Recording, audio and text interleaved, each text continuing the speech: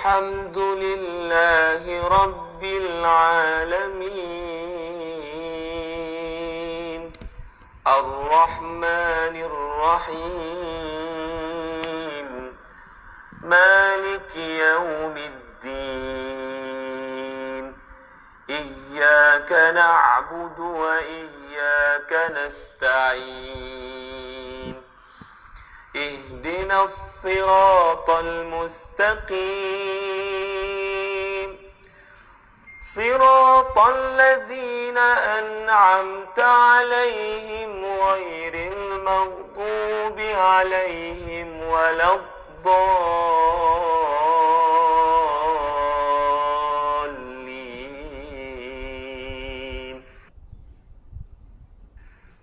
بسم الله الرحمن الرحيم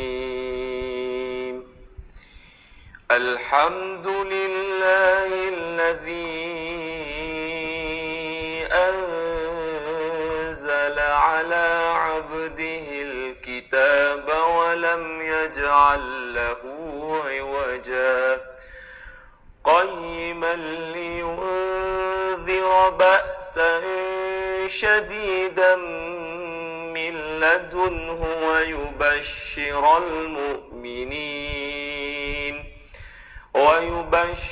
المؤمنين الذين يعملون الصالحات أن لهم أجرا حسنا ماكثين فيه أبدا وينذر الذين قالوا اتخذ الله ولدا ما لهم به من علم ولا لآبائهم كبرت كلمة تخرج من أفواههم إن يقولون إلا كذبا فلعلك باخع نفسك على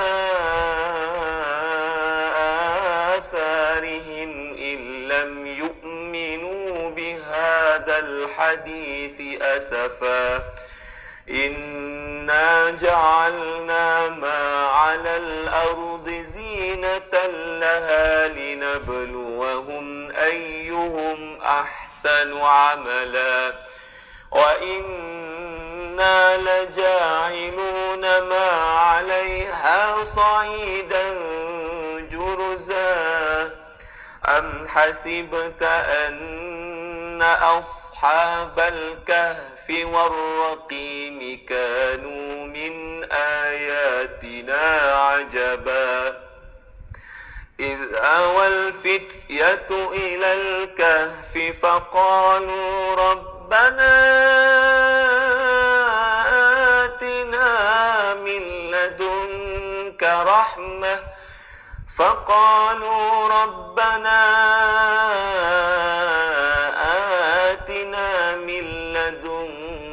رحمة وهيئ لنا من أمرنا رشدا وعرضنا جهنم يومئذ للكافرين عرضا الذين كانت أعينهم في غطاء عن ذكري وكانوا لا يستطيعون سمعا أفحسب الذين كفروا أن يتخذوا عبادي من دوني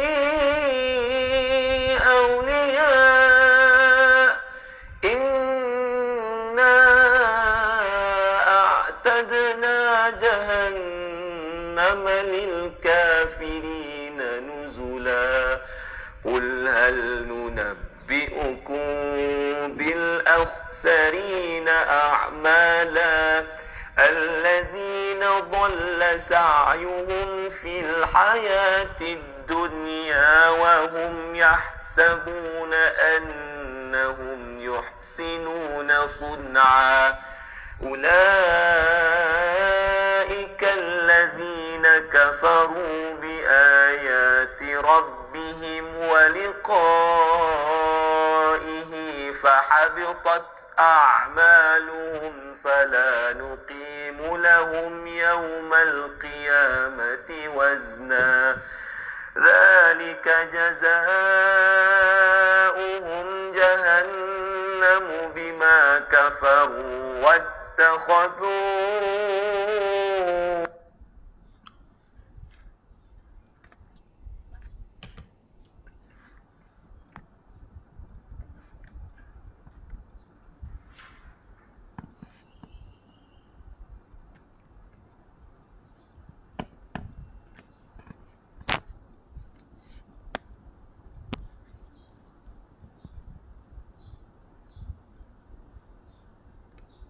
كافرين عرضا الذين كانت أعينهم في غطاء عن ذكري وكانوا لا يستطيعون سمعا أفحسب الذين كفروا أن يتخذوا عبادي من دوني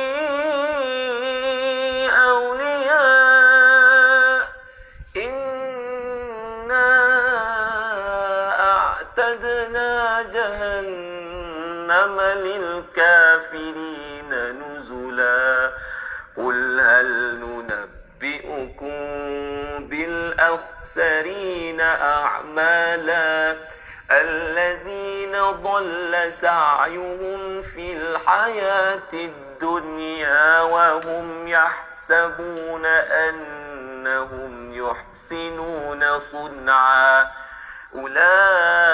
أولئك الذين كفروا بآيات ربهم ولقائه فحبطت أعمالهم فلا نقيم لهم يوم القيامة وزنا ذلك جزاؤهم جهنم بما كفروا واتخذوا آياتي ورسلي هزوا إن الذين آمنوا وعملوا الصالحات كانت لهم جنات الفردوس نزلا خالدين فيها لا يبغون عنها حولا قل لو كان البحر مدادا لكلمات ربي لنفد البحر قبل أن تنفد كلمات ربي ولو جئنا بمثله مددا قل إنما أنا بشر مثلكم يوحى إلي أنما إلهكم إله واحد فمن كان يرجو لقاء ربه فليعمل عملا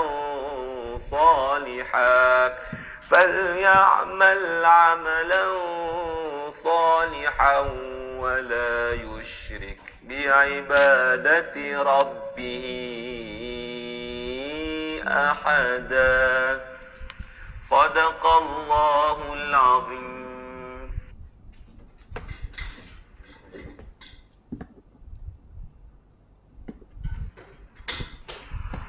أسألك يا من هو الله الذي لا إله إلا هو الرحمن الرحيم الملك القدوس السلام المؤمن المهيمن العزيز الجبار المتكبر الكبير الخالق البارئ المصور الغفار القهار الوهاب الرزاق الفتاح العليم القابض الباسط الخافض الرافع المعز المذل السميع البصير الحكم العدل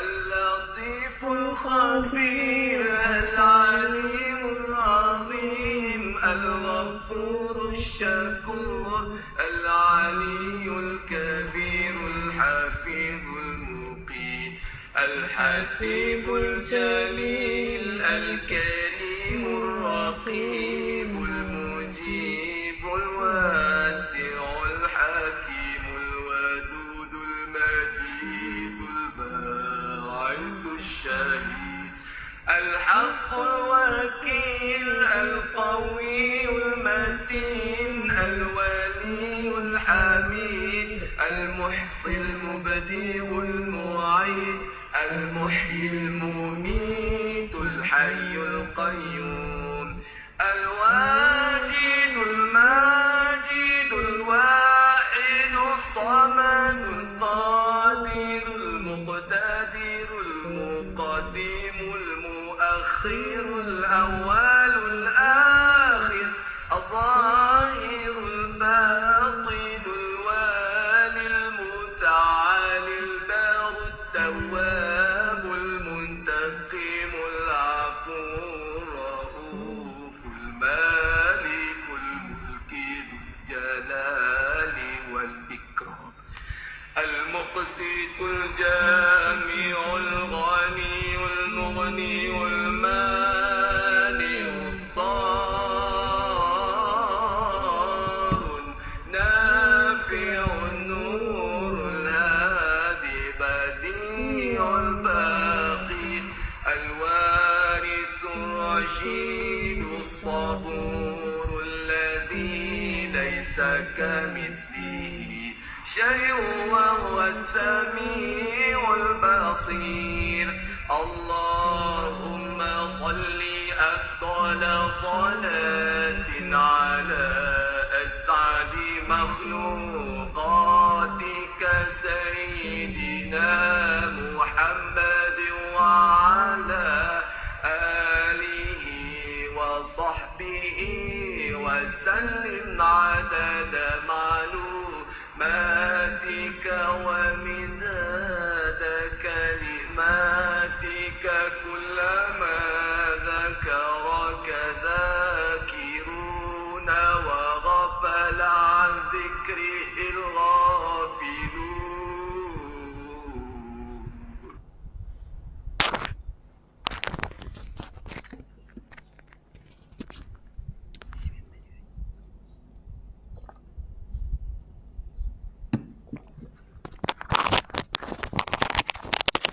Subhanallah, subhanallah, subhanallah, alhamdulillah, Allahu akbar. Subhanallah, alhamdulillah, Allahu akbar. A'udzu billahi minasyaitonir rajim. Bismillahirrahmanirrahim.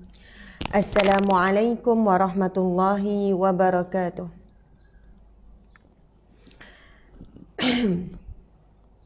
Alhamdulillah, alhamdulillah, alhamdulillah.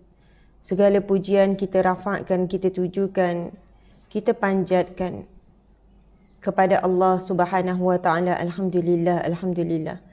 Hadis yang kita baca semalam, Nabi sallallahu alaihi wasallam mengucapkan, bersabda, alhamdulillah tamla'ul mizan. Ucapan alhamdulillah itu akan memenuhi timbangan mizan. Alhamdulillah tamla'ul mizan. Ucapan alhamdulillah akan memenuhi timbangan neraca mizan. Neraca yang kita semua pasti bertemu ketika di mahsyar kelak, iaitu pertimbangan antara amal soleh dan amal sebaliknya, amal toleh, amal maksiat, amal buruk dan amal baik. Jadi perbanyakkanlah ucapan alhamdulillah. Dan siapa yang beramal dengan zikir Fatimah setiap kali selepas solat, Dan setiap kali sebelum tidur, maka mudah-mudahan kita di kalangan orang yang mempunyai pemberat kepada neraca amal soleh. Masya Allah. Sahabat-sahabat, itu yang kadang-kadang jadi panjang tu kan. Masya Allah.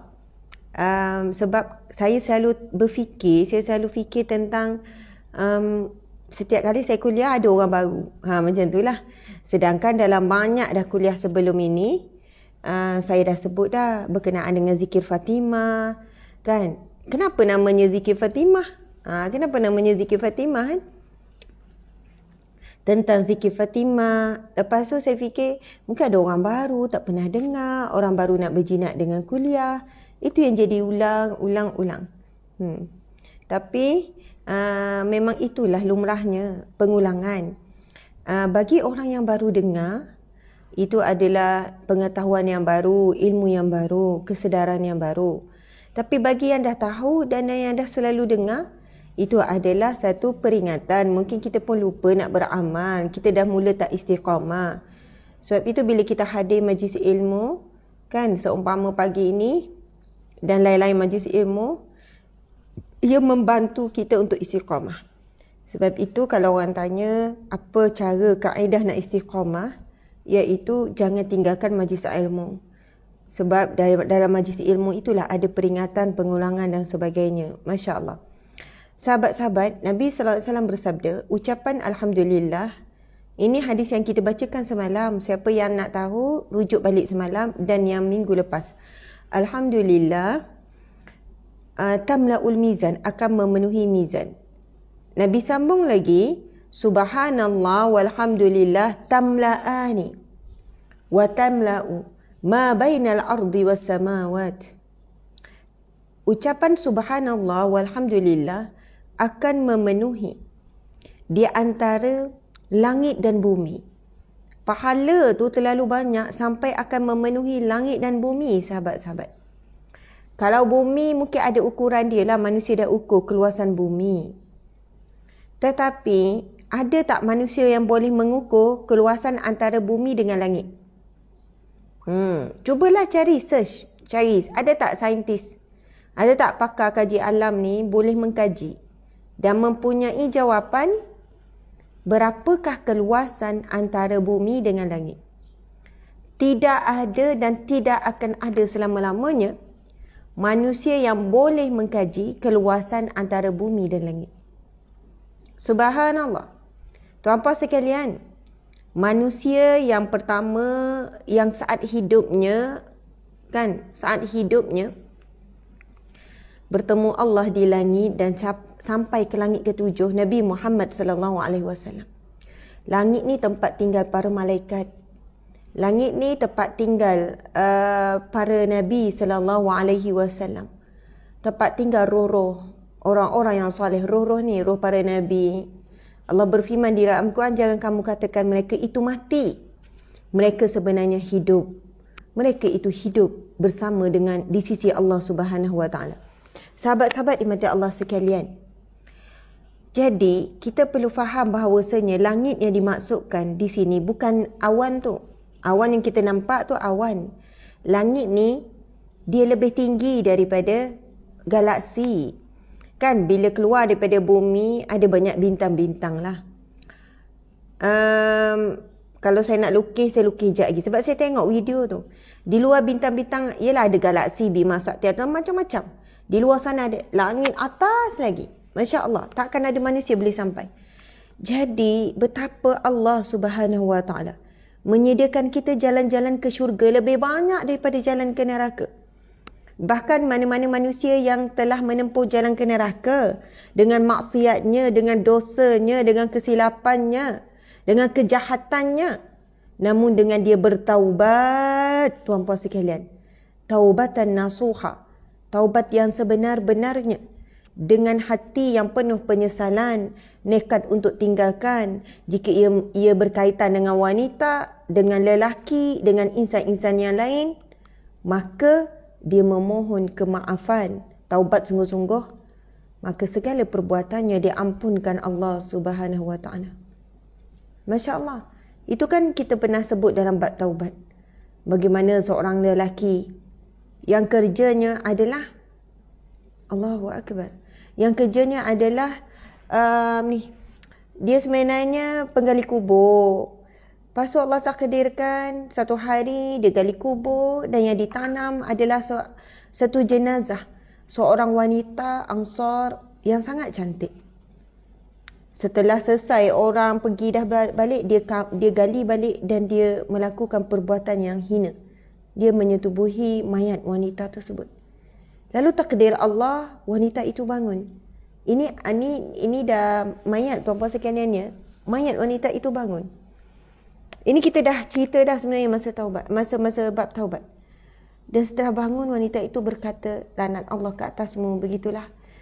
Kan, engkau meninggalkan aku dalam keadaan berjunub. Adalah kata-kata wanita itu dengan izin Allah berkata-kata walaupun telah meninggal. Kemudian dia menangis jumpa Sayyidina Umar. Sayyidina Umar tengok dia pun menangis. Kemudian Sayyidina Umar pun bawa jumpa Rasulullah. Lalu Rasulullah pun berkata kepadanya, kenapa kamu menangis sampai begini? Aku telah melakukan dosa besar ya Allah. Dosa besar ya Allah. Dosa yang tidak akan diampunkan. Dosa-dosa yang tak amat besar. Subhanallah. Lalu dia menjawab, ya Rasulullah. Rasulullah bertanya. Bila dia sebut macam dosa besar sangat ni kan. Rasulullah sebenarnya tak suka bertanya tentang dosa orang lain. Bila ada orang buat pengakuan dosa seperti ini, di hadapan Rasulullah, Rasulullah cuma bertanya beberapa soalan. Rasulullah kata, antara dosamu dengan pengampunan Allah, mana lebih besar? Allahu Akbar. Lalu dia jawab, dosaku lebih besar, dosaku amat besar. Dia nak menyatakan dosa dia terlalu besar. Kemudian dia tanya, Rasulullah tanya, antara dosamu dengan arasy Allah, mana lagi besar? Kemudian dia kata, ya Rasulullah, dosaku amat besar, dosaku amat besar. Allahu Akbar. Kemudian Rasulullah tanya lagi, antara dosamu dengan rahmat Allah, mana lebih luas, mana lagi besar? Sesungguhnya rahmat Allah jauh lebih besar, namun dosaku amat besar ya Rasulullah. Allahu Akbar. Sampai Nabi sebut pada dia, sesungguhnya kalau dosamu memenuhi langit dan bumi sekalipun, Allah pasti mengampunkanmu. Lalu dia pun jawab lagi, dosaku amat besar, dosaku lagi besar. Sehingga Rasul bertanya, katakanlah kepadaku, apakah dosamu itu? Sebab dia tetap menjelaskan, dia tak lega bila Rasul kata Allah Maha Pengampun, gini-gini semua tu. Sehingga dia cerita apa yang dia buat. Lalu Rasul berkata, dosamu amat besar. Rasul terkejut sebab tak terfikir ada orang yang sanggup buat kepada jenazah begitu. Yalah, sebagai manusia biasa, kita pun Masya Allah terkejut sangat. Lalu lelaki ini membawa diri, tuan-puan sekalian, membawa diri ke padang pasir dalam lebih kurang beberapa hari tanpa balik. Makan tidak, minum tidak, meminta ampun dengan Allah dengan sesungguh-sungguhnya. Sehingga sampailah wahyu kepada Rasulullah, Malaikat Jibril datang. Malaikat Jibril datang, bertanya kepada Rasulullah beberapa soalan. Hebat sekali. Kisah ini sangat hebat, tuan-puan sekalian.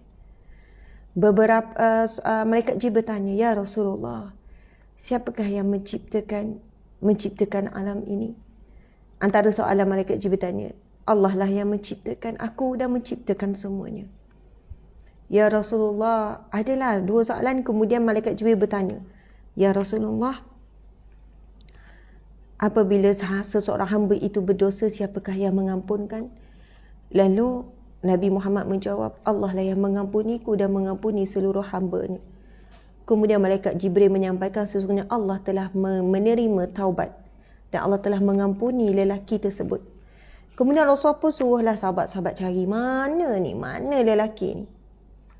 Subhanallah, mana lelaki ni? Kan? Bila dicari dah keadaan dia dah lemah sangat dan sebagainya. Lalu, Allahu Akbar, tuan-puan sekalian, cerita dia. Lalu Rasulullah menyampaikan khabar kepada dia bahawa dia telah diampunkan Allah. Lalu Rasulullah ajak dia untuk solat sama-sama berjemaah. Dia meninggal ketika saat dia menyebutkan Allahu Akbar. Saya lupa ketika rukuk ataupun dalam solat dia meninggal. Husnul khatimah, kematian yang baik. Masya Allah, Allahu Akbar. Muslimin muslimat dimati Allah sekalian. Saya sebenarnya sebut hadis Nabi yang semalam. Subhanallah tamla'ul mizan. Subhanallah, alhamdulillah tamla'ul mizan. Subhanallah walhamdulillah tamla'u wa tamla'ani ma bainal ardi was samawat. Itu hadis sahih. Pahala tu akan memenuhi antara langit dan bumi. Oh, ucap subhanallah dalam dia, tapi mesti dengan hati. Masuk subhanallah, maha suci Allah. Maha suci Allah. Kita menyucikan diri kita, fikiran kita daripada segala yang mensyirikkan Allah. Daripada segala yang boleh merosakkan keyakinan kita kepada Allah. Allahu Akbar, subhanallah. Ramai mana manusia mampu menangis dengan manusia ketika dia meluah perasaan. Menangis bila dia meluah perasaan kepada manusia. Lagi-lagi perkara yang sangat menyedihkan, perkara yang sangat memalukan, aib, mampu menangis dengan manusia. Peluk manusia. Tetapi saat dia di hadapan Allah, dia pun mengadu juga, dia tak mampu menangis. Kadang-kadang kita tertanya-tanya, kenapa dengan hati aku ni? Lebih yakin dengan manusia, lebih nak simpati manusia daripada simpati Allah ke? Kan? Merasakan bahawa manusia yang kita luah tu lebih mampu menolong kita ataupun Allah lebih berkuasa menolong kita. Mungkin kerana hati kita penuh dengan karat-karat dosa, tuan-puan sekalian.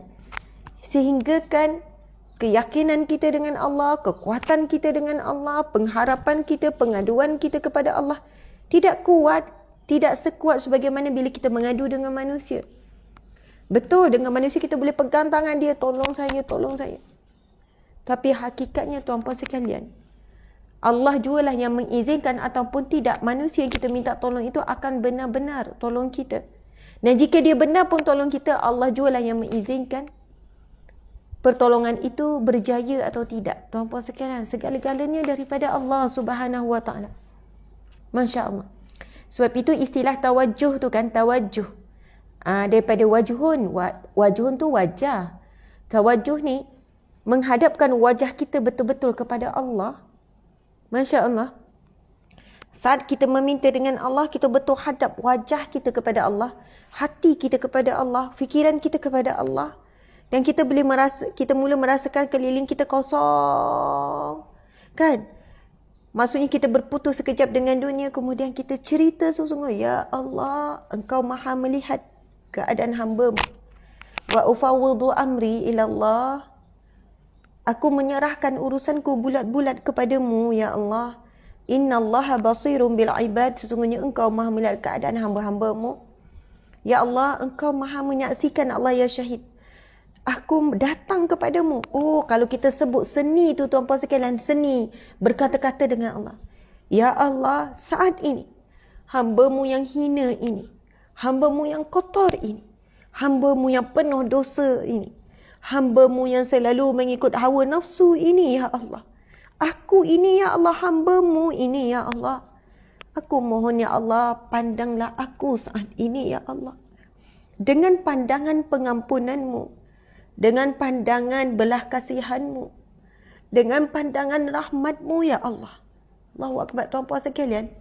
Kalau kita boleh susun, ini saya share bagaimana kalau saya nak mengadu sesuatu yang sangat dalam dengan Allah, saya akan mulakan dengan ayat-ayat seumpama itu. Ya Allah, tolong pandang aku, ya Allah. Jangan Engkau memandangku dengan pandangan kemurkaan-Mu, kemarahan-Mu, kebencian-Mu, ya Allah. Tolong pandang aku, ya Allah, dengan pandangan pengampunan-Mu, ya Allah. Kasihani aku yang lemah ini. Masya Allah, kita minta dengan Allah. Kemudian kita kata, ya Allah, aku menyerahkan diriku, jiwa dan ragaku, ya Allah. Aku datang kepadamu, ya Allah. Aku menghadap-Mu, ya Allah. Aku menyerahkan diriku kepadamu, ya Allah. So, segala pujian, kita puji Allah. Segala pujian, segala yang ada pada diriku datang daripada-Mu, ya Allah. Segala yang Engkau kurniakan di kelilingku ada daripada-Mu, ya Allah. Suamiku, anakku, setiap satu. Walaupun sekecil apapun harta, hakikatnya datang daripada-Mu, ya Razak, yang maha memberi rizki. Kita puji Allah. Alhamdulillah, segala puji bagi Allah. Puji. Allah yang hamid, yang maha terpuji. Allah sangat suka bila kita memujinya. Masya Allah, Allahu Akbar. Muslimin, muslimat dimati Allah sekalian. Keliling kita hari ni kematian demi kematian berlaku. Kadang-kadang saya macam rasa terlintas. Saya kata, Ya Allah, mereka telah pun pergi bertemu denganmu. Tidak melihat kacau bilau hari ini. Dan Allah menyelamatkan, engkau menyelamatkan mereka daripada kacau bilau akan datang. Kita sangat takut tuan-puan sekalian melihat dunia hari ini. Sangat takut, sangat takut. Ketakutan yang terlalu banyak. Namun, bagi orang yang beriman, Nabi SAW sebut, tidak ada ketakutan, kebimbangan, kesedihan, kelukaan. Malaikat semua itu akan menggugurkan dosa-dosa. Jadi sahabat-sahabat, ketakutan, kebimbangan yang kita rasai saat ini adalah satu rahmat daripada Allah. Yang mana dengan sabar, kita akan diampunkan Allah Subhanahu Wa Taala. Sabar, zikir, mohon dengan Allah. Ramai yang orang anxiety. Tengok kes tinggi, tengok itu, tengok ini, baca media sosial. Siapa sekarang ni yang rasa macam media sosial sangatlah menakutkan, berhentilah sekejap. Seminggu, 2 minggu, 3 minggu, sebulan. Kita akan rasai ketenangan. Tuan-puan sekalian, kenapa orang sebut media sosial itu dunia tipu-tipu? Sebab terlalu ramai orang yang berpura-pura di media sosial. Nak kata, kalau saya sendirilah, kita jaga kan, kita tunjuk yang elok-elok. Yang tak elok, takkan kita nak tunjuk, itu aib kita. Subhanallah. Tapi dunia sebenar kita mana tuan-puan sekalian? Yang kita hidup di sebalik skrin ni lah. Dunia sebenar kita, kita dengan suami, kita dengan anak. Kita dengan Allah, kita dengan dalam rumah. Itu dunia sebenar kita. Siapa yang kerana dunia media sosial dia telah mempengaruhi dunia sebenar dia, menunjukkan kita tidak mampu mengawal diri kita dan kita telah dikawal oleh media sosial. Kerana media sosial, masa kita dengan Al-Quran sikit. Kerana media sosial, itu yang sebenar tu. Al-Quran tu hidupnya kita yang sebenar. Siapa kerana media sosial, dia pun ada masalah dengan pasangan. Kerana media sosial, ada masalah dengan anak. Kurang masa dengan anak. Anak buat hal sendiri. Anak duk tengok TV. Anak duk main game. Anak PDPR pun tak tengok. Masak pun dah lambat. Kerana media sosial, sembahyang dia pun lewat-lewat. Itu yang luar daripada media sosial tu. Itu dunia sebenar yang kita akan bawa. Allahu Akbar. Subhanallah. Inilah fitnah paling besar, paling hebat akhir zaman ni. Sebab benda tu ada di tangan. Benda tu ada di tangan dan sungguh menarik perhatian.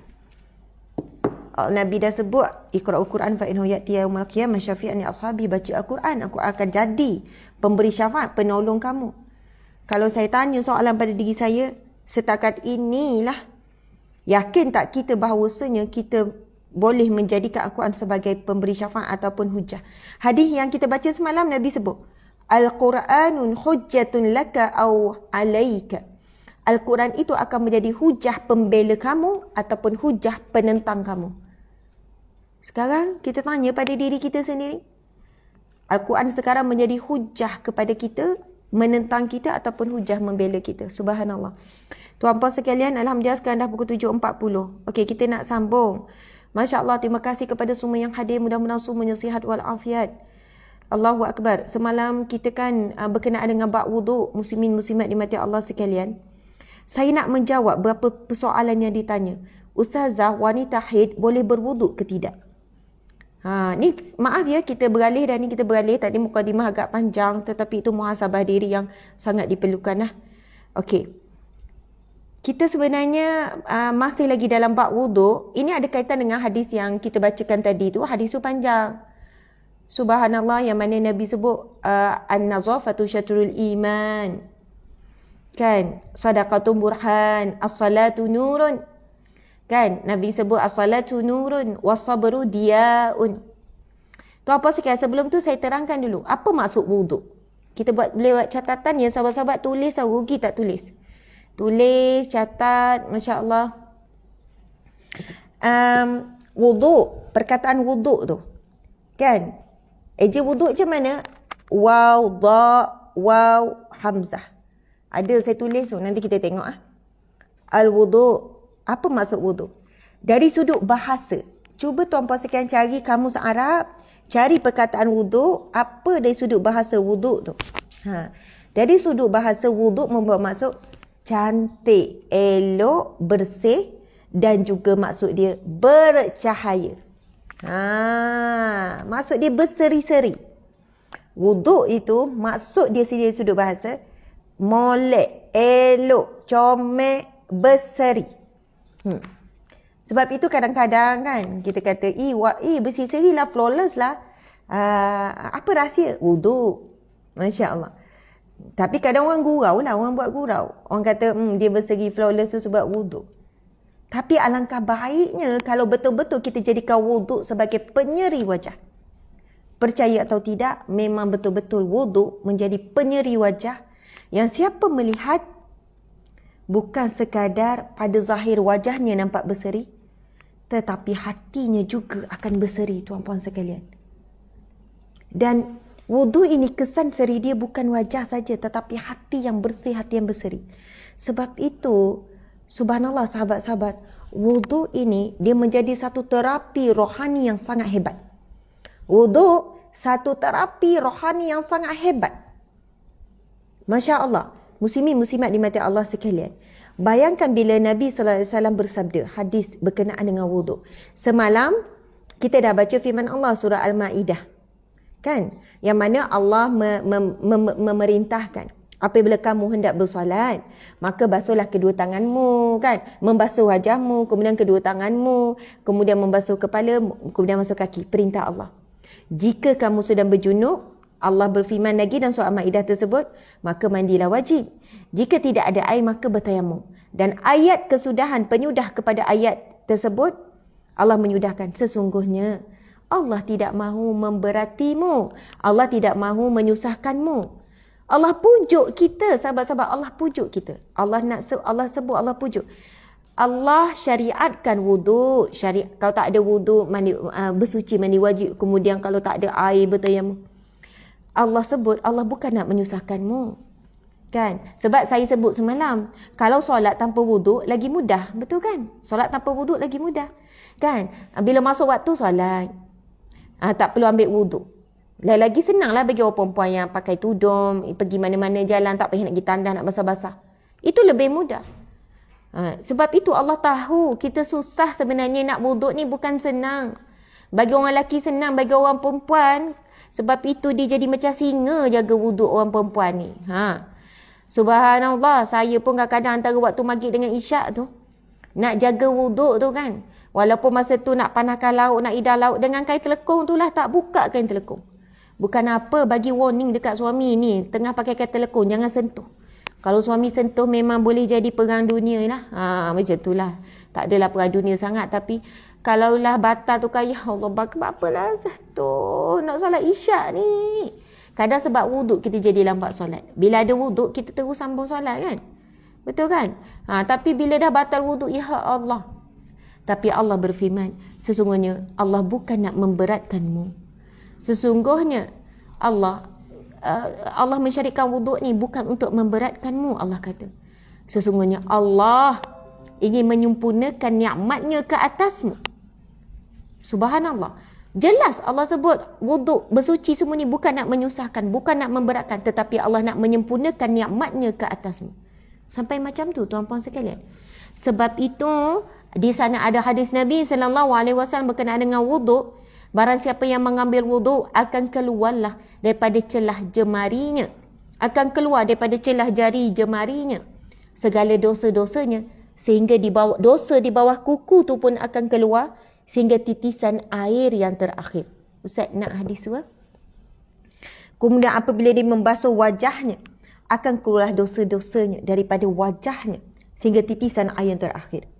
Apabila dia membasuh, semualah basuh anggota wuduk, sehinggalah kepada kaki. Dan apabila dia membasuh kakinya, akan keluarlah dosa-dosa daripada celah jari jemari kakinya, sehingga titisan air yang terakhir. Subhanallah. Hadis riwayat Muslim, hadis sahih. Barang siapa yang mengambil wuduk kemudian memperelokkan wuduknya, maka akan keluarlah dosa-dosanya daripada badannya, sehingga keluar juga dosa-dosa tersebut daripada kuku-kukunya. Subhanallah. Nabi sebut kuku. Kita kata kuku buat dosa ke? Kuku ada dosa ke? Masya Allah. Tuan-puan sekalian, ini nak menggambarkan dosa yang tersembunyi, dosa celah kuku kata. Orang tak carilah dosa celah kuku ni, orang tak carilah. Subhanallah, nak sebut wuduk ni tuan-puan sekalian. Masya Allah. Sebab itu kita belajar macam mana nak wuduk, nak boleh tahap ni. Masya Allah, tuan-puan sekalian. Tetapi disebutkan ulama, ini adalah dosa-dosa kecil. Siapa yang melakukan dosa besar, tetap kena taubatan nasuha. Dan semalam kita baca satu hadis Nabi berkenaan dengan wuduk. Ingat lagi tak? Semalam, tengok balik. Yang mana Nabi SAW bersabda, sesungguhnya kamu akan dibangkitkan dengan cahaya bekas wuduk. Sabda Nabi semalam tu kan tentang cahaya wuduk tu. Ustaz. Cahaya wuduk tu. Saya belum jawab lagi hadis pasal tubuh badan bercahaya dengan wuduk. Ustaz kena tolonglah sebab saya tak ni. Encik suami kena tolong. Yang semalam tak, saya ingat hadis tu, mafhum hadis tu. Yang akan dibagikan dengan bekas cahaya wuduk. Encik suami. Saya ni kalau belek jadi lambat lah ni.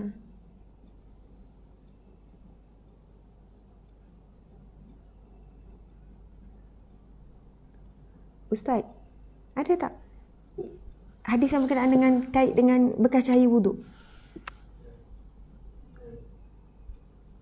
Ya Allah, saya pula yang tak nampak mana. Nota tu dah ada ni, tapi sebab nak kena belek ni.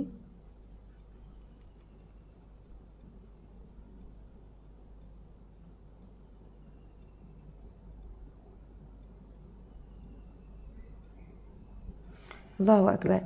Nabi SAW bersabda, kamu akan dibangkitkan dengan wajah yang bercahaya. Wajah yang bercahaya bekas daripada wuduk. Masya Allah. Sebenarnya kena tim ni, kena tolong susun sebabnya dia berterabur. Lepas tu print. Betul kan? Nota tu biar susun, biar ni. Tak apalah, saya buatlah nanti. Kan jadi berterabur. Masya Allah. Nabi SAW bersabda berkenaan dengan kita ni akan dibangkitkan dengan cahaya wuduk dan ni. Okey, saya nak jawab persoalan tadi tu. Berkenaan dengan wanita haid boleh tak ambil wuduk? Jadi kita akan tengok berdasarkan pejabat mufti wilayah persekutuan dan saya akan jelaskan. Hukum wanita haid ataupun janda tak suci mengambil wuduk. Jumpa tak Ustaz? Okey, kita tengok surah Al-Maidah ayat 6. Masya Allah, semalam tu kita baca surah Al-Maidah ayat 6. Okey, kemudian di sana Rasulullah SAW juga menganjurkan umatnya mengambil wuduk pada situasi bukan ibadah. Okey, antara situasi bukan ibadah yang kita dianjurkan mengambil wuduk iaitu seperti kita nak tidur, ambil wuduk. Itu sunnah Nabi. Ketika sebelum nak makan, berada dalam keadaan marah dan sebagainya. Hal ini disebutkan Syekh Abdullah ibnu Abdul Rahman Bafadil Al-Hadrami di dalam kitab Al-Muqaddimah Al-Hadramiyah dengan berkata bahawa disunatkan untuk mengambil wuduk bagi sesiapa yang berbekam. Okey, tengok ya. Antara waktu sunat untuk kita mengambil wuduk adalah ketika kita nak berbekam. Kemudian hidung berdarah. Siapa yang ada masalah hidung berdarah, ambil wuduk sebab badannya tengah panas. Kemudian mengantuk, terlalu mengantuk. Tengah belajar, tengah apa, ambil wuduk sebab mengantuk juga adalah gangguan syaitan. Baca Quran ngantuk, tengah duduk dalam kuliah ngantuk. Subhanallah. Kemudian bila mengantuk sangat pun disunatkan ambil wuduk. Ini kita mungkin tak tahu ni antara waktu-waktu sunat ambil wuduk. Tuan-puan sekalian boleh tulis ya.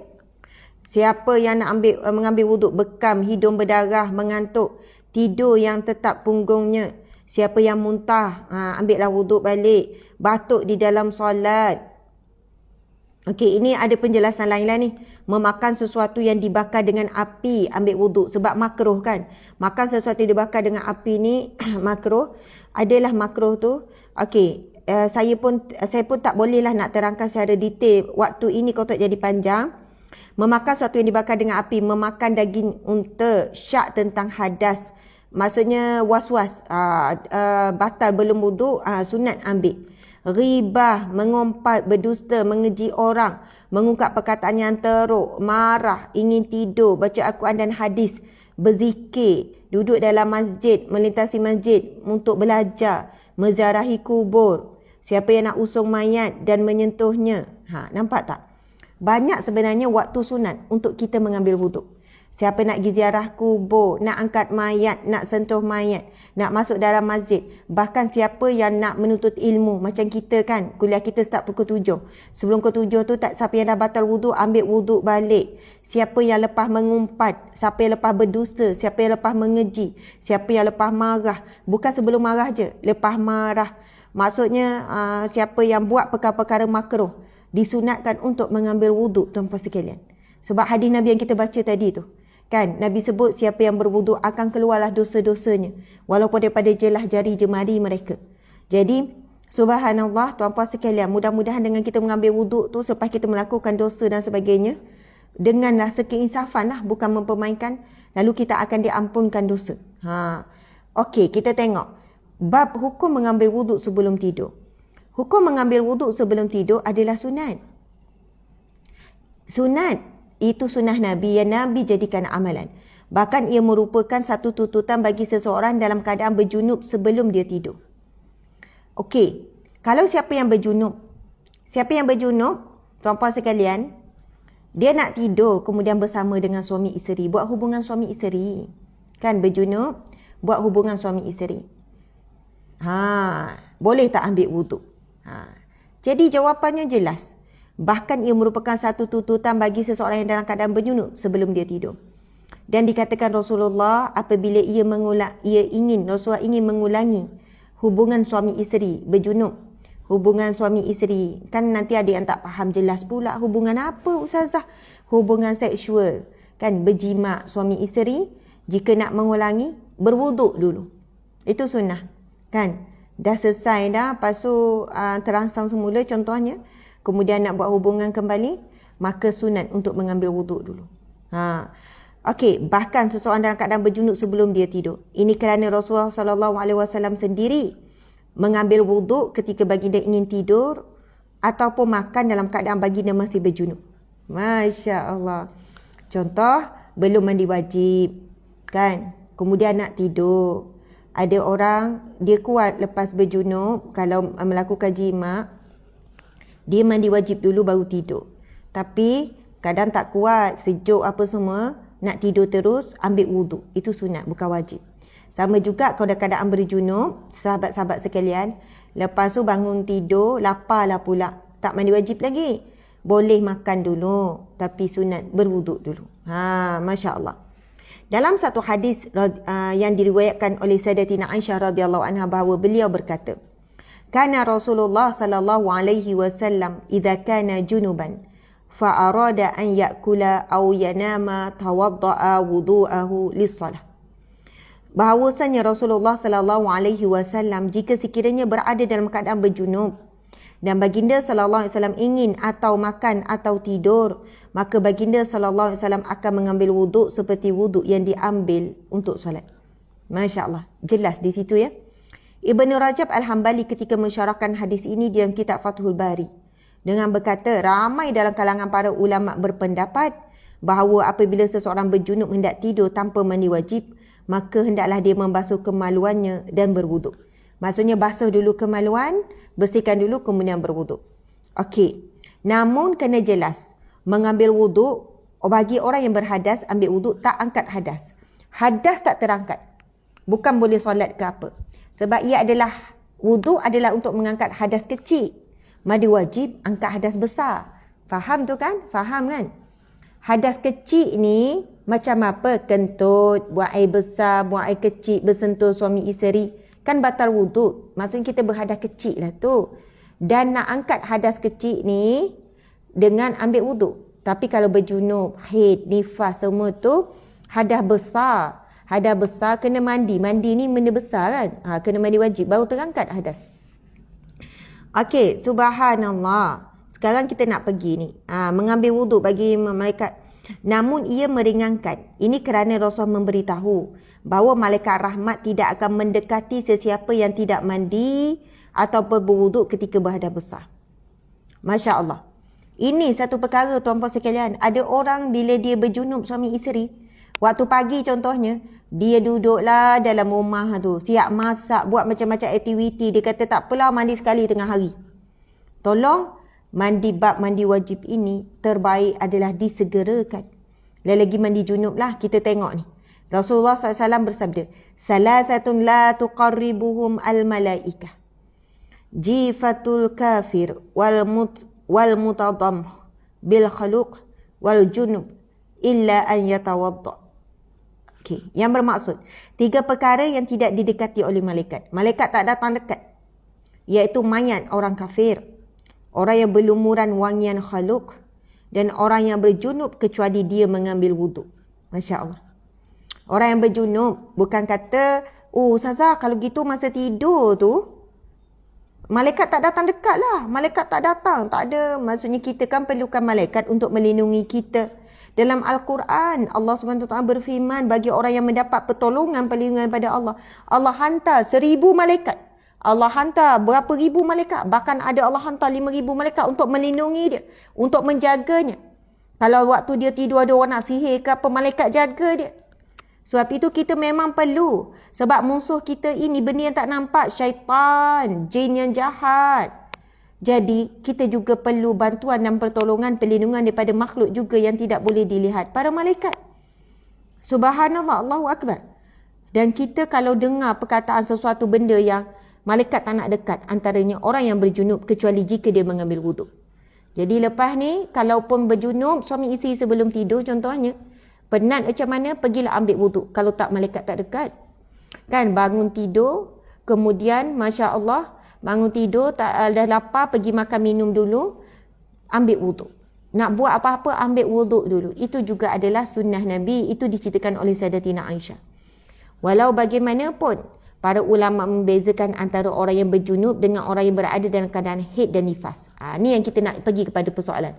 Orang haid nifas ni boleh tak ambil wuduk ni? Wanita-wanita lah ni.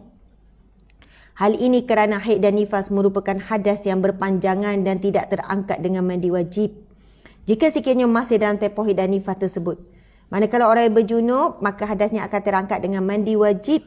Oleh itu disunatkan berwuduk hanya kepada orang berjunub dan tidak bagi wanita yang dalam keadaan haid dan nifas. Beza wanita haid dan nifas ni, dia dalam keadaan berhadas besar yang panjang. Kalau berjunub ni mandi wajib je, anytime boleh mandi wajib, kemudian dia angkatlah hadas tu kan.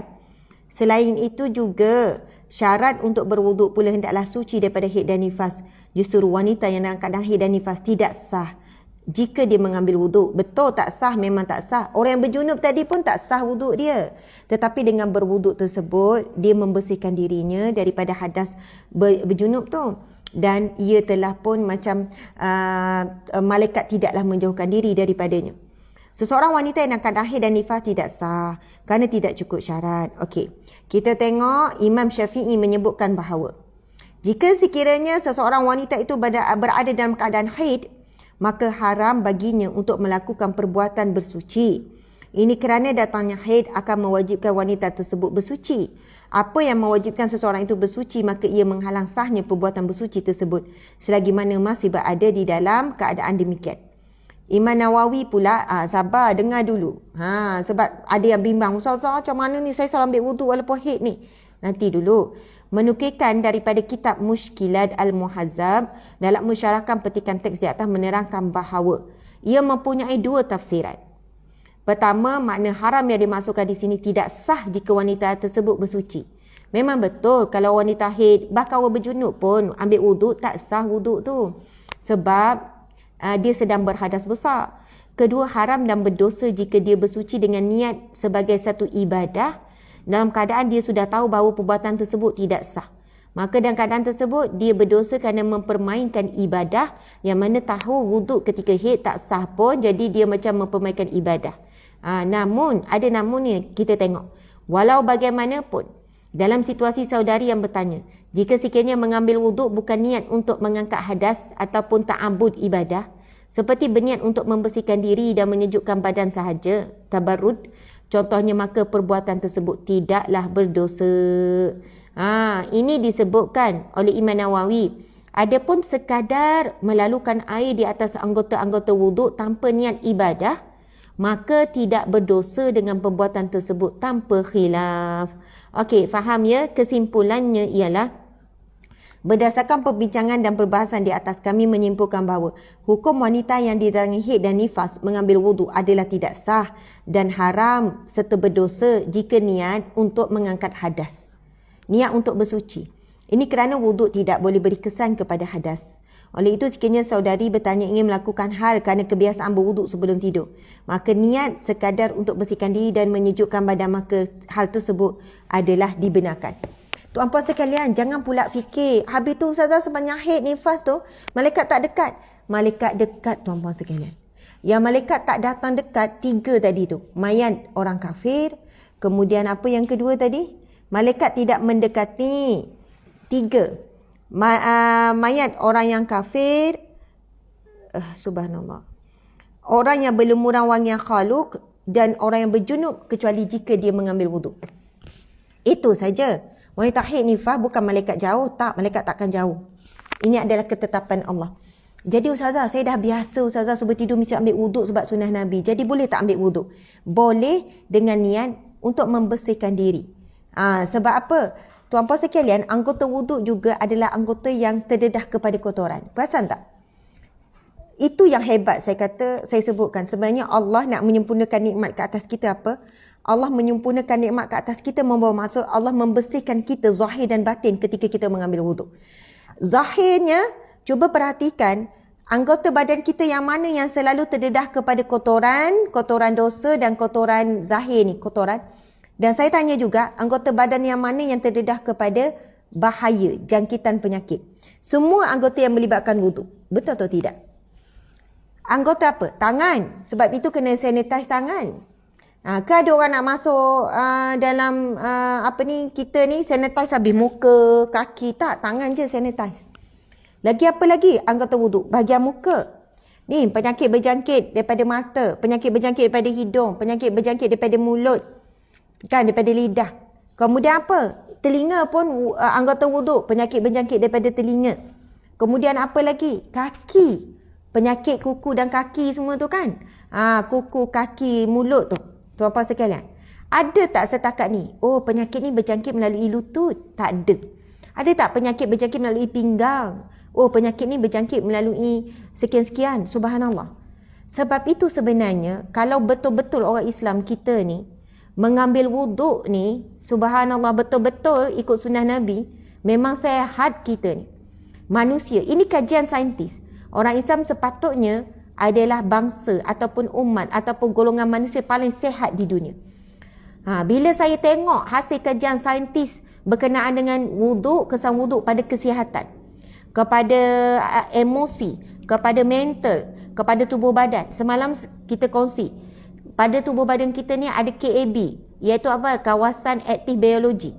Dan ia melibatkan anggota-anggota wuduk. Bila dilalukan air tu bertindak balas dah tu di bawah lapisan-lapisan. Walaupun dia tak tembus, tapi dia dah ada dah tindak balas kimia tu di bawah lapisan kulit. Lepas tu digosok pula. Bayangkan, kita belajar tak di waktu-waktu sunat untuk mengambil wuduk tu banyak. Bukan sebelum tidur je, bukan nak solat saja. Wuduk ni boleh ambil sekerap yang boleh, tapi jangan membazir, air sikit. Selepas marah ke, sebelum marah ke, kan Nabi pun mengambil wuduk sebelum nak mulakan, nak baca hadis Nabi, nak baca Al-Quran, sebelum nak makan. Adalah waktu-waktu banyak lagi. Lepas kita mengumpat, mengata, mengeji apa, ambil wuduk, sebab wuduk itu membersihkan. Masya Allah. Tuan-puan dimati Allah sekalian. Kalau kata terapi rohani yang membuatkan hati kita ni resah gelisah, dosa kita. Kalau kita kata, sebab orang tu, hati saya tak tenang sebab dia. Saya ni, orang tu ganggu saya gini-gini. Tuan-puan sekalian, sekarang hati tu duduk di mana tuan-puan sekalian? Hati tu hahuna. Hati tu berada dalam diri kita ni, bukan duduk kat luar ni. Yang kalau hati duduk kat luar, orang pun mari ketuk-ketuk, orang mari letak benda busuk. Mungkin kita kata, oh hati aku tengah sakit sebab hati duduk kat luar ni. Tapi hati ada dalam dada kita tuan-puan sekalian. Hati ada dalam dada kita. Sebab itu kadang-kadang bila saya susah hati, saya sedih dengan apa orang buat, orang fitnah apa kan. Suami pun kata istighfar banyak-banyak. Saya kata istighfar, ya kadang-kadang kan kita kan hilang kawalan juga kan. Kita sedih sangat. Istighfar banyak-banyak. Saya kata, orang tu kan yang salah. Orang tu, kenapa orang tu buat macam ni? Dia kata, suami saya kata, kalau kita kuat, apa pun orang kata, kita tetap akan kuat. Kita tak boleh letak kekuatan dan kelemahan kita bersandarkan manusia. Kuatkan zikir, kuatkan hati dengan mengingati Allah. Kalau kita fikir dari sudut logik kan, kuatkan badan dengan makanan-makanan sihat, kuatkan badan tu dengan makan vitamin. Tapi memang hati ni kuat mesti dengan zikrullah. Ala bi zikrillah tatma'innul qulub. Firman Allah, hanya senya Allah berfirman, hanya senya dengan kamu mengingati Allah, jiwa kamu akan tenang, jiwa kamu akan kuat, jiwa kamu akan lapang. Subhanallah. Bila kita sebut Allahu Akbar, contoh zikir tu kan, kita sebut, Ustaz boleh tak cari zikir yang Datuk Kazim tu? Last. Lepas kita nak berhenti dah. Subhanallah, bila kita sebut zikir tu kan, kita tak tahu bagaimana Allah boleh menguatkan hati kita dan Allah hantar para malaikatnya untuk menolong kita. Cuma kita tak nampak. Tapi kalau kita zikir-zikir nampak malaikat berduyur, berbaris tu, mungkin kita akan rasa, pertolongan Allah dah datang. Tapi itu bagi orang beriman, alam gaib, kita tak nampak. Tapi Allah nak uji keimanan kita. Subhanallah, Allahu Akbar. Tuan-puan dan mati Allah sekalian, bila kita mengambil wuduk, anggota zahir, anggota batin sedang dibersihkan Allah. Kalau kita perhatikan, kotoran kita pun kan, yang terdedah kepada kotoran, tangan, muka, ni semua ni. Orang lelaki kan telinga. Telinga, Masya Allah. Ustaz boleh tak? Saya ingat doa ni, saya nak matan hadis yang penuh. Sebab Nabi ada sebut siapa yang ada sekian-sekian. Telinga, lelaki kan tak pakai tudung, kita pakai tudung. Kaki, lelaki kan tak pakai stokin. Kalau kotoran zahir pun, kotoran debu-debu ni pun, anggota wuduk yang terdedah. Kalau kotoran najis dosa pun, dosa juga najis, najis dosa pun, anggota wuduk juga. Mata buat dosa, hidung buat dosa, cium itu ini buat, mulut buat dosa, lidah buat dosa, telinga dengar benda dosa, mata tengok benda yang berdosa kan. Kemudian kaki melangkah ke tempat dosa. Jaranglah lutut saya buat dosa, pinggang saya buat dosa, ketiak saya buat dosa. Tak, anggota-anggota wuduk yang terlibat dengan dosa. Anggota wuduk juga yang terlibat dengan penyakit berjangkit. Anggota wuduk juga yang terdedah kepada kotoran, debu semua ni. Sebab itu bila Allah sebut, sesungguhnya kami tidak mahu menyusahkanmu dengan berwuduk ni. Allah berfirman surah Al-Maidah ayat 6. Tetapi kami ingin menyempurnakan nikmat kami ke atasmu. Kalau kita faham hakikat wuduk ni tuan-puan sekalian, kita sangat mencintai sunat wuduk ni. Bukan sekadar untuk solat saja. Allah membersih menjaga kita. Sebab tu pakar saintis sebut kan, bila kita buat sungguh-sungguh, istinsyak tu kan, masuk air dalam hidung. Mula kita basuh tangan kan. Masa basuh tangan, kita niatkanlah, ya Allah, jadikanlah tanganku ini menerima buku amal solehku. Bila basuh tangan kiri tu, kita pun macam doa lah dalam hati. Ya Allah, jangan jadikan tangan kiriku menerima buku amalan. Sebab siapa yang terima buku amalan tangan kanan, maka apa dia? Selamatlah. Siapa yang menerima buku amalan tangan kiri, na'udzubillah min zalik, bahayalah. Maksudnya teruklah tu nasib dia tu, malanglah nasib dia. Kemudian tuan-puan sekalian, Masya Allah, lepas tu kita pun kan, lepas basuh tangan buat apa tuan-puan sekalian? Lepas basuh tangan, sunat apa lagi? Sunat kita berkumur-kumur kan. Kumur-kumur tu jangan, kita kenalah gegel. Kita apa? Gagal. Mestilah kita keluarkan. Masya Allah, masa tu kan kita niatlah supaya lidah kita ni jadi baik. Supaya lidah kita ni cakap benda elok-elok. Supaya masa kita buang air tu, seolahnya kita kata, kita buang juga dosa-dosa lidah kita ni. Masya Allah, kita buang. Tuan-puan sekalian, celah-celah gigi banyak sangat bakteria, kotoran-kotoran. Kan, subhanallah, sepatutnya lagi-lagi kalau kita bersugi, itu sunnah Nabi yang Nabi tak tinggalkan. Sugi dulu. Masya Allah. Sebab sugi ni kita cerita semula. Lepas tu istinsyak. Caranya adalah, tangan kanan masukkan air. Tangan kiri untuk keluarkan air. Itu kaedahnya. Kalau tangan kanan ni, tangan kanan juga masukkan air, lepas tu tangan kanan juga keluarkan air, apa akan jadi? Kotoran yang kita keluar tu, dia kena balik ke atas ni. Dia kena balik, tuan-puan sekalian, dia kena.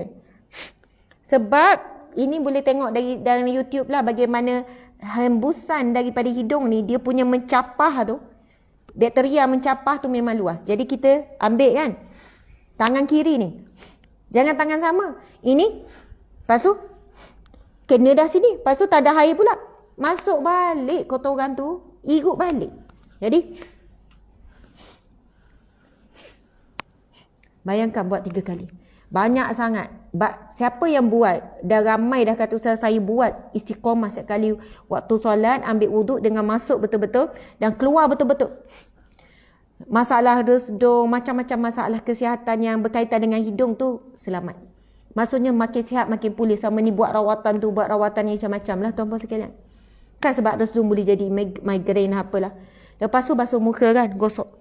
Masa basuh muka itu niatlah, ya Allah jadikanlah wajahku bercahaya di masyarakat kelak, ya Allah. Kan dosa melibatkan muka ni, dosa apa ni? Kadang muka ni lah sebabkan kita jadi riak, takabur, ujub. Lepas tu nak macam-macam lah dosa wajah ni. Lepas tu mata ni ada dekat wajah, tengok macam-macam ni tuan-puan sekalian. Kan masa basuh tu dengan niat lah macam tu. Lepas tu basuh tangan, gosok, subhanallah. Ini pun kan tempat, kalau lelaki dia pakai baju lengan pendek memang terdedah ni. Pada kotoran, pada bahaya, basuh betul-betul kan. Ambil, basuh, subhanallah. Saya tak pergi lagi kepada sunat-sunat wuduk yang lebih detail ataupun perkara membatalkan wuduk. Jadi panjang juga ni. Lepas tu basuh. Masa ni doa, ya Allah, jadikanlah tanganku buat perkara-perkara yang baik dan sebagainya, ya Allah. Tangan kiri ada mewakili perkara-perara buruk. Bila basuh kepala ada doa, Allahumma fakini fid din wa 'allim ta'wil wa 'allim Allahumma fakini fid din wa 'allimna ta'wil wa ilhamal malaikatil muqarrabin wal 'afiyata lil muttaqin wal 'udwana 'alal zalimin. Tak apa, doa je saja, ya Allah berikanlah aku kefahaman agama masa basuh kepala. Ya Allah berikanlah aku kefahaman tentang agamamu, ya Allah. Ataupun ya Allah, maksudnya berikanlah aku ilmu yang bermanfaat pun boleh juga. Sebab kepala ni sebagai lambang tempat letaknya ilmu. Supaya kita berfikir dengan baik dan sebagainya. Bila basuh kaki kanan, basuh telinga pun sama, ya Allah. Maksudnya niat. Niatlah supaya Allah ampunkan dosa kita, dosa pendengaran, ya Allah. Biarlah telinga ni dengar yang baik-baik je. Kan ya Allah, tutuplah perkara-perkara yang pendengaran-pendengaran yang buruk, apa semua kita tak nak ni.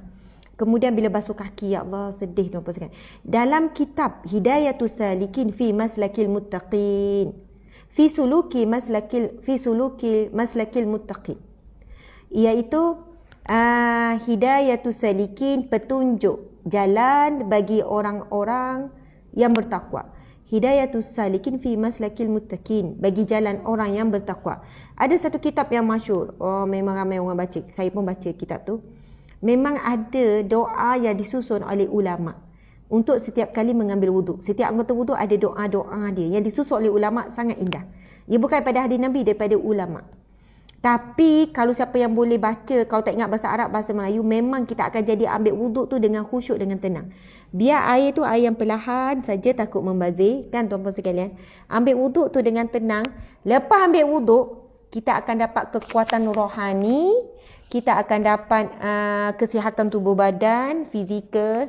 Dari segi banyaklah benda, syaitan tak dekat, syaitan tak dekat. Dan tuan-puan sekalian, kita tahu kisah Sayyidina Bilal kan. Rasulullah ketika balik daripada Isra' Mi'raj tu, Rasulullah balik kan. Antaranya Rasulullah berkata kepada Bilal, "Wahai Bilal, aku mendengar derapan telapak kakimu berada di syurga." Tak mati lagi Bilal ni, dah dengar dah tapak kaki dekat syurga. So tanya, apakah amalanmu? Ya Rasul, aku tak ada amalan apa.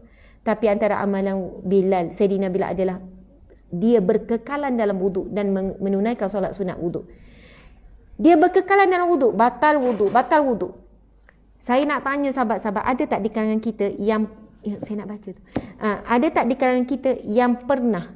Ada tak di kalangan kita yang pernah satu hari seumur hidup dia berkekalan wuduk? Maksud saya daripada start bangun tidur sampai tidur balik, wuduk sepanjang masa. Batal je, ambil wuduk. Kentut je, ambil wuduk. Sentuh dengan suami, ambil wuduk. Kalau siapa tak pernah, buat sekali. Seumur hidup buat satu hari. Cubalah. Hari ni mungkin dah batal tadi tu. Masya Allah. Cuba buat hari ni. Subhanallah. Sudah tentu kita akan merasakan kesan yang sangat luar biasa. Kita akan jadi lebih tenang. Syaitan tak nak ganggu. Kita lebih kuat. Kita rasa macam lapang. Nak buat dosa. Nak riba. Nak mengadu domba. Kita nak baca benda-benda yang tak elok pun. Hati tu macam, subhanallah, tuan-puan sekalian, cubalah. Kesan dia sangat luar biasa.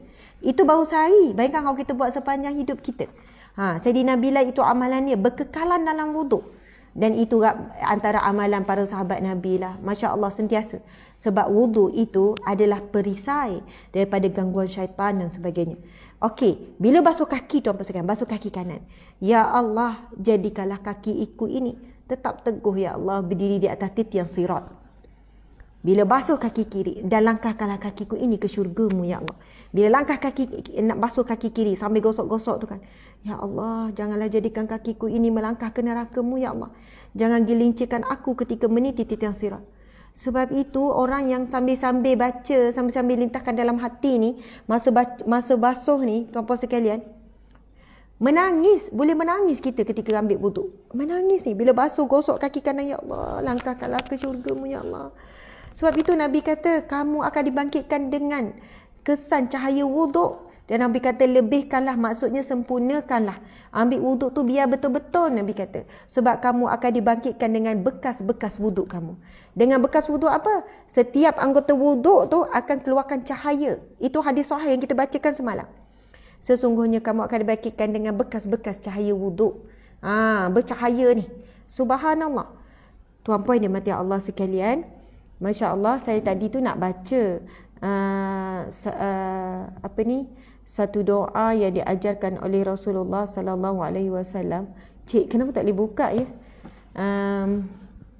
Tak pernah lagi Ustazah nak kena bercerai dengan makeup dulu supaya mudah ulang wuduk especially office. Ya betul, ada yang kata susah sebab ni. Jadi saya cadangkan yang macam tu, betul lah kat pejabat kan kita kena pakai sikit. Pakailah sikit untuk muka tu supaya tak nampak ni. Saya cadangkan buatlah sekali di masa duduk kat rumah, bukan masa kat pejabat. Hari hujung minggu, kita cuba Sabtu. Ya hari kita tak keluar. Cuba sehari. Kalau kat pejabat saya pun susah. Sebab kita kan pakai tudung, pakai ni. Kejap nak kita anda ambil wuduk, kejap memang. Akhirnya kita duduk nahan lah kentut. Kan nanti kembung pula perut. Kan sampai mula-mula dah masuk, tak keluar-keluar. Tak boleh lah. Jadi tu saya kata, ya bukan mudah. Bagi orang lelaki lebih mudah lah. Jadi kita cuba masa duduk kat rumah hujung minggu. Boleh buat satu hari dah rasa seronok sangat. Kan? Bila batal je pergi ambil wuduk. Kita latih. Susah macam mana ya nak istiqamah? Oh memang susah tuan-puan sekalian. Syaitan memang tak suka. Wuduk tu perisai. Okey, subhanallah. Saya nak berkongsi sebagai kesudahan penyudah perkongsian kita pada hari ini satu zikir yang Nabi sallallahu alaihi wasallam mengajarkan. Rasul membaca doa ini saat keadaan yang sangat berat. Siapa yang hidup tertekan sangat, sedih sangat, susah hati sangat, bimbang macam-macam, tuan-puan sekalian, hidup sempit ke apa, susah sangat. Rasul membaca doa ini saat keadaan yang sangat berat, iaitu la ilaha illallahul azimul halim. Nanti saya tulis subhanallah. Tapi ini bukan matan yang penuh sebenarnya, Ustaz. Ada tak dia orang bagi matan hadis yang penuh? Saya nak tulis. Tuan-puan tengok, kita salin. Nabi SAW berikan, Nabi kata tidak ada apa-apa yang, maksudnya apa kesulitan kamu, Allah akan angkat. Dan ini adalah doa daripada Nabi dan hadis ini ada hadis yang sahih. Satu zikir yang Nabi ajarkan, okey, ini hadis penuh dia. Sesungguhnya Nabi SAW pernah berdoa ketika dalam kesulitan, iaitu sekian. Masya Allah, sebenarnya ada lagi, tolong cari, dia ada mukadimah lagi. Mukadimah, dia bukan terus kepada tu, tapi saya tulis dulu hadis ni, saya tulis dulu. Masya Allah. Ustaz, tolong ni. Itu terus pergi kepada hadis, tapi sebelum tu ada lagi yang Nabi sebutkan.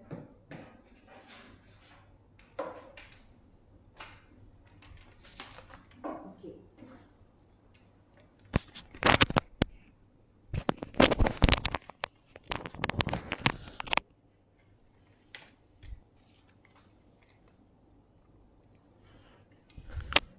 Cuba bercari matan hadis yang penuh.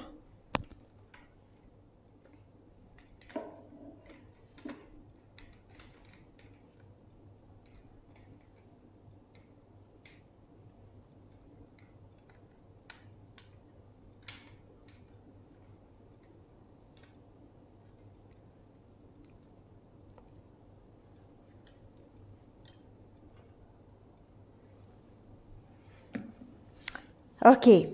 Boleh pusing Ustaz. Encik suami. Masya Allah. Siapa yang berada dalam keadaan yang sangat sukar, susah, sedih, sempit apa, ulang-ulang baca doa ni, zikir ni, yang mana zikir ini juga adalah zikir yang diamalkan oleh Rasulullah sallallahu alaihi wasallam. Masya-Allah. Pusing. Ni. Sini, cik. Gitu. Okey. Saya kan punyalah saya sangat bukanlah nak sebut saya mencintai, kan kata kan takut menipu lah pula kan. Padahal bukan mencintai sangat, belajar untuk mencintai. Itu lebih tepat. Saya nulis tau, saya tulis di banyak, saya tulis di kertas. Kadang-kadang yelah sambil-sambil saya kadang ada meeting ada tu kan, saya pun nulis lah, saya nulis di kertas zikir-zikir ni. Sama juga dengan zikir ni. Ustazah tulis kenapa? Saya tampal dekat dapur. Saya tampal, tak apa tulisan buruk, tak apa tuan-puan sekalian. Saya tampal dekat dapur, saya tampal lah dekat beberapa ruang rumah saya supaya bila saya nampak, saya jadi zikir. Macam itulah. Sebab saya pun lemah tuan-puan sekalian. Bukannya rajin dan kuat sangat berzikir. Tapi bila nampak dah tampal tu kan, bila nak masak tu, nampak kat dapur tu kan, jadi automatik baca. Subhanallah. Nabi ini berkenaan dengan bila Nabi dalam keadaan susah, berat, ujian yang berat. Ini antara doa yang Nabi baca. Mari kita tengok. Saya tulis ya. Bismillahirrahmanirrahim. Ni kalau saya jual laku tak ni? Walaupun tak cantik kan. Ikutlah. Tak ada, saya bukan nak jual. Tuan-puan jangan salah faham. Okey. Inilah dia. Sebenarnya saya tak payah tulis kan, Ustaz? Aduh. Sebenarnya tak payah tulis. Tapi maksud. Maksud tu. Tak apalah, saya cakaplah maksud. Gini. Tak payah tulis lah. Boleh baca kan? Dah dapat belum hadis matan yang penuh? Dia ada hadis sebelum. Dia ada ayat sebelum tu. Sebelum yang hadis tu terus kepada matan zikir ni. La ilaha illallah al-halimul azim. La ilaha illallah rabbul arshil azim. La ilaha illallah rabbus samawati wa rabbul ard. Wa rabbul arshil karim. Subhanallah. Okey, tapi tak puas hati juga Ustaz sebab saya nak ni. Maksud tu tak apa, tulis sekejap je. Kan? Subhanallah. La ilaha illallah. La ilaha illallah. La ilaha illallah. Kita tahu dah masuk la ilaha illallah. La ilaha illallah al-azimul halim. Saya dapat doa ni yang pertama daripada Ustaz Kazim Ilyas. Dan dia ceritakan pengalaman-pengalaman yang luar biasa bila keadaan susah, sempit, yang teruk sangat. Macam apa-apalah ujian yang berat-berat. Bila zikir ni Allah buka jalan. Dan dia pun kata, dia pun kadang tak nak cerita. Benda yang pelik sangat pun boleh berlaku. Yang di luar akal fikiran. Iyalah sebab Allah mampu kan. La ilaha illallah al-azimul halim. Kemudian saya pula selalu diingatkan oleh seorang sahabat bernama Ustazah Wan Nur Hidayah. La ilaha illallah. La ilaha illallah. Rabbul arshil azim.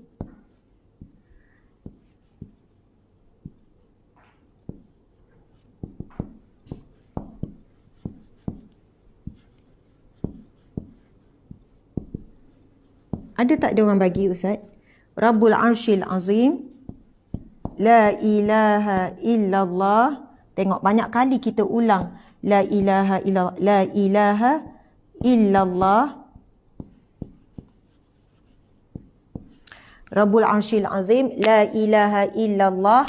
Rabbu.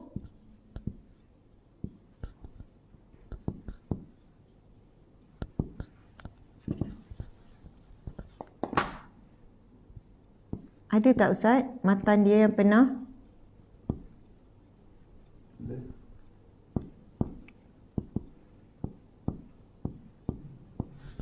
Rabbus samawati wa rabbul ard. Sorry ya kalau tulisan ni macam minta maaf ya. Memanglah tak cantik tu. Lepas tu takut tak jelas. Saya bimbang takut tak jelas. Rabbus samawati wa rabbul ard. Rabbus samawati wa rabbul ard wa rabbul arsyil karim. Itu yang Allahu akbar. Dia punya dalam sangat maksud dia. Hebat sangat. Rabbus samawati wa rabbul ard wa rabbul arsyil karim. Subhanallah. Main arash belaka ni tuan-puan sekalian. Wa rabbul arsyil karim.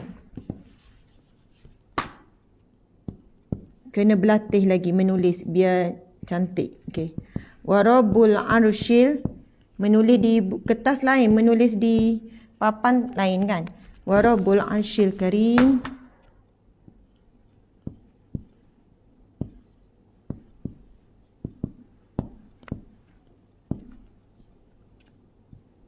Wa rabbul arsyil karim. Okey, kita pergi maksud dulu.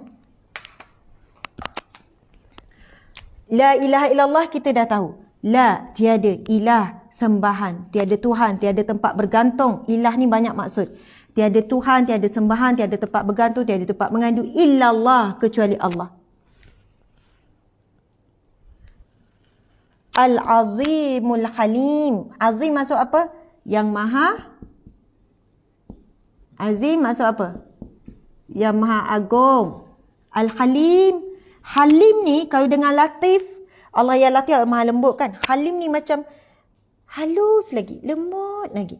Bukan nak sebut Halim ni lebih lembut dari latif. Bukan perbandingan. Latif ni kan kita sebut lembut. Halim ni macam santun. Ya, lembut pun boleh. Lembut, santun, halus. Subhanallah.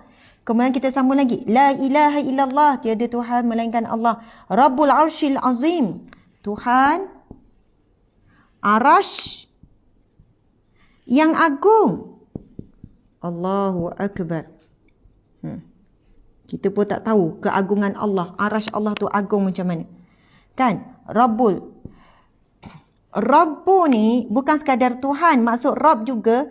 Kalau kita baca Alhamdulillah Rabbil Alamin. Segala puji bagi Allah. Rabbil Alamin. Pentadbir sekalian alam. Tuhan sekalian alam. Rabb membawa maksud Tuhan, pentadbir, pengurus, pemilik, semualah. Jadi bila kita sebut Rabbul Arsyil Azim, la ilaha illallah, tiada ilah, tiada sembahan, tiada Tuhan, tiada tempat meminta, tiada tempat bergantung, tiada yang disembah melainkan Allah. Rabbul, pentadbir, arash yang agung. La ilaha illallah, Rabbu, pentadbir langit, wa rabbul ard, dan pentadbir bumi. Itu yang hebat tuan-puan sekalian. Kalau siapa nak terjemah Tuhan pun boleh. Tuhan, sebab itu alhamdulillah Tuhan yang mentadbir sekalian alam. Dan perkataan ilah memang lebih dekat dengan sembahan. Kan?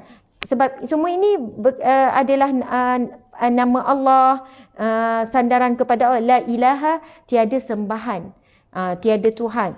Rabb pula, ia lebih perkataan Rabb, kalau tengok dalam kamu bahasa Arab, dia adalah pentadbir. Sebab itu bahasa Arab, bila wanita dia sebut Rabbatul Bait. Kalau suri rumah dalam bahasa Arab, Rabbatul Bait, pengurus rumah tangga. Sebab dan kalau kita pasang tarbiyah, asal kata Rabb juga, Rabbul, tarbiyah itu mendidik, membentuk, macam itulah. Sebab itu bila sebut Rabbus samawati wa rabbul ard, la ilaha illallah, tiada Tuhan melainkan Allah, tiada sembahan melainkan Allah. Yang Rabbus samawati wal ard, yang mentadbir langit, kan? Kita sebutlah pentadbir, pengurus semualah langit dan pentadbir bumi. Masya Allah. Warab, dan pentadbir. Nak sebut Tuhan pun boleh, tak ada masalah. Dan pentadbir arash al-karim, yang mulia. Arash yang mulia. Subhanallah. Itu tempat arash, kita tahulah. Para malaikat, para nabi, arash Allah, subhanallah. Itu adalah pembandaraan kekuasaan Allah, dan Allah berada di mana-mana. Tuan-puan sekalian, bukan berada di arash saja, setiap masa dan di mana-mana. Tuan-puan sekalian, muslimin-muslimat yang saya hormati, yang saya kasihi, doa ini, mana tadi tu? Hadis Nabi SAW. Nabi bersabda, hadis ini,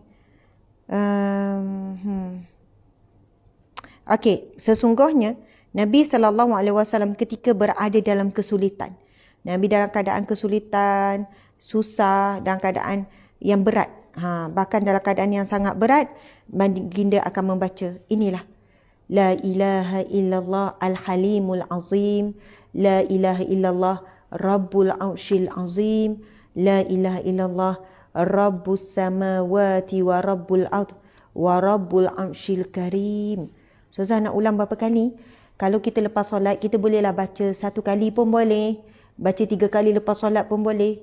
Ketika dalam susah, memang perlu sangat pertolongan Allah, kan? Kita sebenarnya sentiasa perlukan pertolongan Allah. Ulanglah banyak-banyak kali sampai rasa tenang, sampai rasa lega.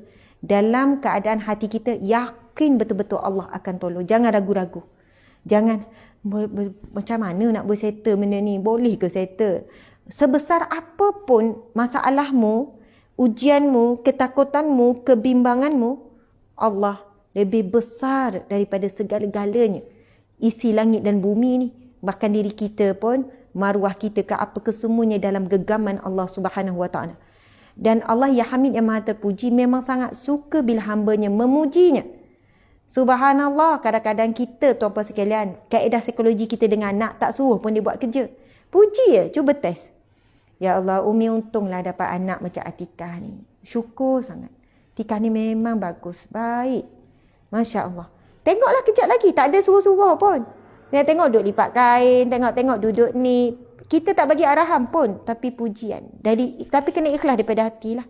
Bukannya peli-peli lah. Untungnya dapat anak macam Atikah ni. Bukan peli lah, puji sungguh-sungguh lah. Kan, dia pun rasa kita ni menghargai dan memujinya. Allahu Akbar. Allah sangat suka kita memujinya. Sebab itu Al-Fatihah mula dengan pujian. 4 ayat tak awal pujian je. Bismillahirrahmanirrahim pujian. Alhamdulillahirrahmanirrahim pujian. Ar-Rahmanirrahim pujian. Malik Yaumiddin pujian. Ayat yang kelima baru start minta. Malik Yaumiddin. Iyyaka na'budu wa Iyyaka na'budu wa iyyaka nasta'in. Ihdinas siratal mustaqim. Barulah start minta. Sebab itu pujian dalam zikir ini, ia pujian yang sangat hebat. Dan ini pujian yang disebut oleh Nabi SAW. Ustazah, saya tak payah cerita masalah saya detail kepada Allah. Lepas baca ni kena cerita detail ke masalah apa? Nak cerita pun boleh, tapi tak bercerita pun Allah ya syahid yang maha menyaksikan apa yang berlaku pada kita. Allah ya basir yang maha melihat. Allah ya sami yang maha mendengar. Allah ya alim yang maha mengetahui. Semuanya kalau kita, sebab itu senang bila bercerita dan mengadu pada Allah berbanding dengan manusia. Kadang sejam nak jelaskan cerita, setengah jam nak bercerita, tu pun manusia tak faham. Tu pun orang tu minta maaf lah, aku tak boleh nak nolong lah. Manusia lemah. Masya Allah.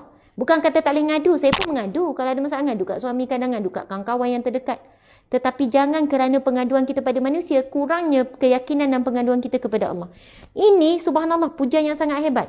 La ilaha illallah kita dah tahu. Nabi sebut afdalu zikru la ilaha illallah.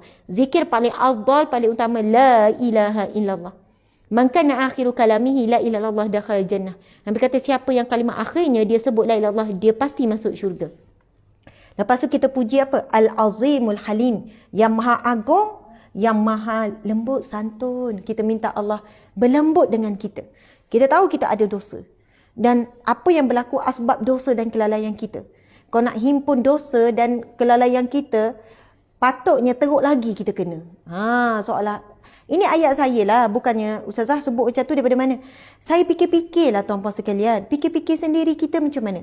Kalau ikutkan dosa, kelalaian kita, kurangnya ibadah semua ni, patut teruk lagi Allah beri pada kita ujian. Teruk lagi kita kena hukum. Tapi sebab apa?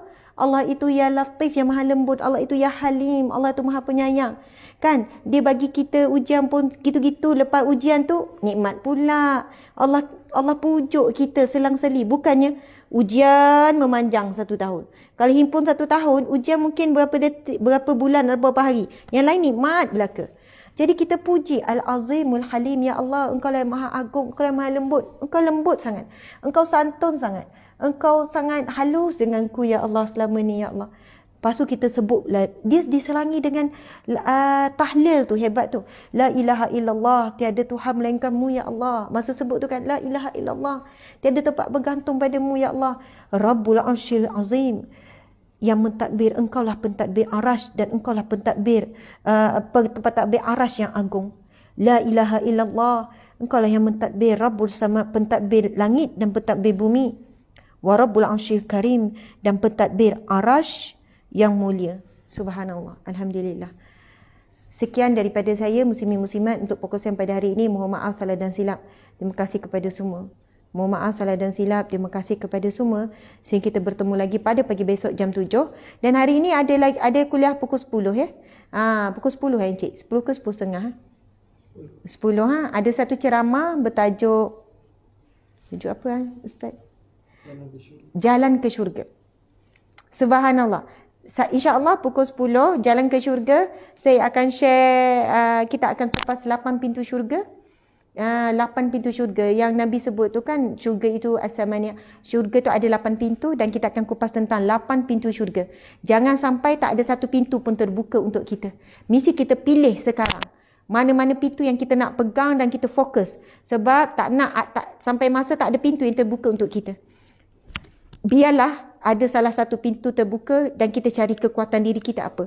Ada orang mungkin kuat dengan sedekah. Ada orang kuat dengan zikrullah. Ada orang kuat dengan solat. Ada orang kuat mungkin dengan sabar. Ada orang kuat dengan wallahualam. Jadi kita mesti ada kekuatan.